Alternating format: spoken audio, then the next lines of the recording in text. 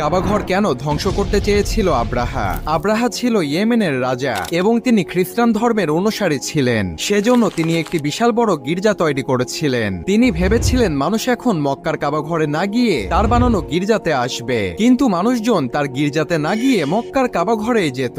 সেজন্য আব্রাহা রাগান্বিত হয়ে কাবাঘরকে ধ্বংস করার পরিকল্পনা করল এবং 60,000 সৈন্য এবং কয়েক হাজার হাতি নিয়ে মক্কার কাবাঘরের উদ্দেশ্যে রওনা হলো। তারা যখন কাবাঘরের কাছাকাছি চলে আসলো তখন রাসূল সাল্লাল্লাহু আলাইহি ওয়াসাল্লামের দাদা আব্দুল মুতালিব কাবাঘরকে ধরে বলল, হে আল্লাহ, এটা তোমারই ঘর, তুমি এই ঘরকে রক্ষা করো। আর তখনই অলৌকিকভাবে আল্লাহ তাআলার আদেশে ঝাঁকে ঝাঁকে হাজার হাজার পাখি উড়ে চলে আসলো এবং পাখিগুলো ইয়েমেনের রাজা আব্রাহারের সৈন্যবাহিনীর ওপর পাথর নিক্ষেপ করতে লাগলো। আর তারা কাবাঘরকে ধ্বংস করতে এসে নিজেরাই ধ্বংস হয়ে গেল।